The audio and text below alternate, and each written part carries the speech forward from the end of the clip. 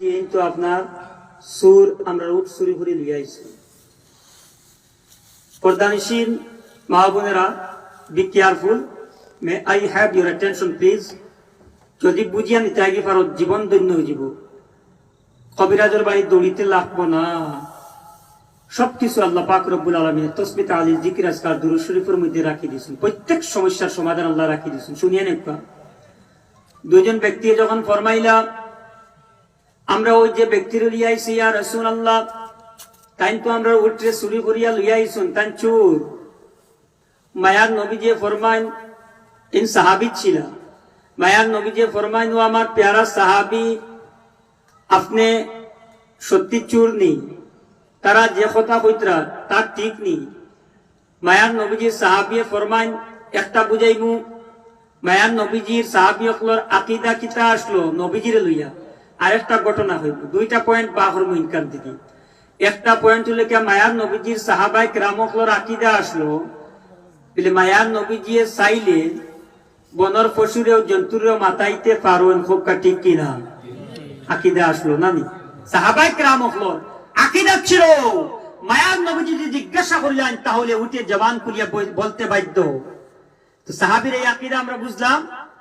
আর main যে ঘটনাটা, তো আল্লাহর হাবিব সাল্লাল্লাহু আলাইহি ওয়া সাল্লাম ফরমান ও আমার সাহাবী হোসেন, তারা যে আপনার কথা আপনার ব্যাপারে কইতরা এই কথা কি সত্য নি? আপনি সত্যিকারের কি চোর উঠচোর? ইয়া রাসূলুল্লাহ ইয়া হাবিবাল্লাহ, ও মায়ার নবীজি গো, যার ইশারায় চন্দ্র দু টুকরো হয়ে যায়, যার আঙ্গুল মুবারক দিয়া পানি বের হতে থাকে, ইয়া রাসূলুল্লাহ, যার আল্লাহু আকবার যাকে দেখে পাহাড়ের উঠে আসে চুমুখে পায়ের মধ্যে, পায়ের মুবারকের মধ্যে চুমুখে সজদারত হয়ে যায়, সেই নবীজি আমার, এই জগতের নবী, নবী আখলের নবী, যার ওই নাম আহমদে মুস্তাফা, নবী মুরতাদা জনাবে মুহাম্মদুর রাসূলুল্লাহ সাল্লাল্লাহু আলাইহি ওয়া আলিহি ওয়াসাল্লাম। ও মায়ার নবীজি গো, আমি চোর কি না আপনি উঠে জিজ্ঞাসা করিলেন। মায়ার নবীজি ইকানো রদ করছেন না, ইকানো আরেক পয়েন্ট। মায়ার নবীজি যদি আপনার ক্যাপাসিটি পাওয়ার থাকতো না, মায়ার নবীজি সঙ্গে সঙ্গে আপনার হইতে পারেন ও আমার মায়ার সাহাবী, তুমি আমার কোন কারণে বেজবানি রেখো জিগার করতাম। নবীজি তো ইকান হইছেন না, ইকান না বলিয়া মায়ার নবীজি সঙ্গে সঙ্গে উঠে জিজ্ঞাসা করেন, ও উঠ খোসান, তোমার আসল মালিক কে? উঠে উঠিয়া কয় ইয়া রাসূলুল্লাহ ইয়া হাবিবাল্লাহ, মায়ার নবীজি গো, সর্বপ্রথমে আমি জবাব দেই আপনার উত্তরে প্রশ্নের, আপনার জিজ্ঞাসাবাদের জবাবটা দিতাম চাই। আপনার যে আপনি সর্বপ্রথমে বলতে চাই আপনি হইলাই গিয়া আল্লাহ পাক রব্বুল আলামিনের একজন প্রেরিত হক রাসূল, তাতে কোনো সন্দেহ নাই।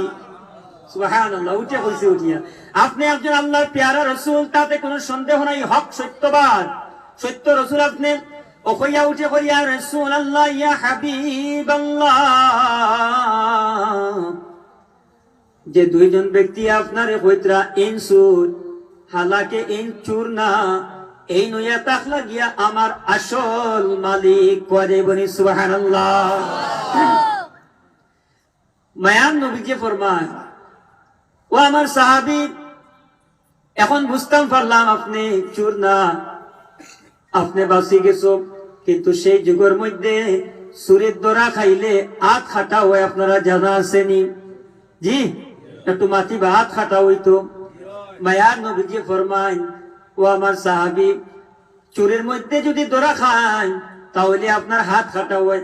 হাত খাটিতে একটা কষ্ট আছে, হাত খাটার কষ্টর থেকে তুমি বাঁচি গেলাই।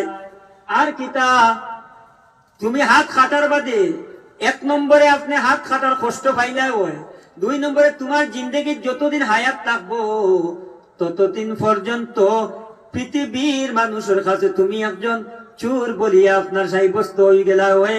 কারণ তুমি এক সময় চোর আসলাই, কথা প্রত্যেকের কাছে একটা আপনার বেইজ্জতি কিংবা ইলজামর সিন লাগি গেল হইলে এক নম্বরে কষ্ট থেকে বাঁচিলাই। 2 নম্বরে বেইজ্জত থেকে বাঁচিলায়, 3 নম্বরে আপনার সারা জিন্দেগির খুদ থেকে বাঁচিলায়। ও তোমার এক খুদ থেকে বাঁচা এবং উটের সাক্ষী দেওয়া, ওই সব কিছুর পিছনে কারণ কিতা একটু জানতাম পারিনি।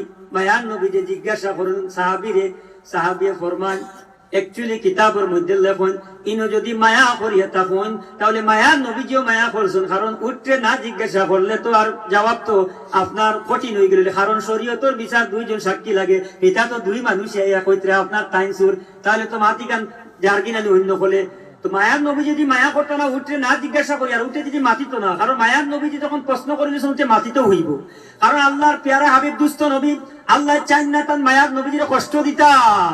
বুঝ পাইছেন নি পয়েন্টার? মায়ার নবীজির লোকের ভালোবাসে আল্লাহ, আল্লাহ চাই সবসময় তার হাবিবরে খুশি রাজি রাখতাম। তো মায়ার নবীজি হয়তো উঠে জিজ্ঞাসা করিলেইছন, এনে উঠে জবাব দিলে না, মায়ার নবীজি জিজ্ঞাসা করা বেকার হয়ে যাব, আল্লাহর কাছে বেকার হওয়াই কেন আল্লাহ পছন্দ করেননি, তান দুস্তর বেলা একটু মাতিবা নজন বাইরাম জি আল্লাহ কখন চাই না। আল্লাহ প্রত্যেক নবী এখন খলিলুল্লাহ নবীউল্লাহ বলে টাইটেল পাইছেন, কিন্তু আমার আপনার নবীজি আপনার আল্লাহর দরবারও হাবিবুল্লাহ বলিয়া টাইটেল পাইছেন। হাবিবুল্লাহর অর্থ এক, খলিলুল্লাহর অর্থ এক, তবে হাবিবুল্লাহ খলিলুল্লাহর মধ্যে কিছু পার্থক্য আছে। আমার বাবারা ভাইয়ের আমি এদিকে যাইয়া লম্বা হইব। আল্লাহ নবী সাল্লাল্লাহু আলাইহি ওয়াসাল্লাম জিজ্ঞাসা করিয়া সাহাবীরে বাঁচাইলা, উঠে আপনার হক সাক্ষী দিলাইলো। মায়ার নবীজি জিজ্ঞাসা করেন, ও উট, ও আমার সাহাবী, তুমি যে এই ইলজাম থেকে কষ্ট থেকে আর উঠে মাতিয়া যে আপনার বাঁচাইলো তার পিছনে কারণ কি তা একটু হইবাইনি?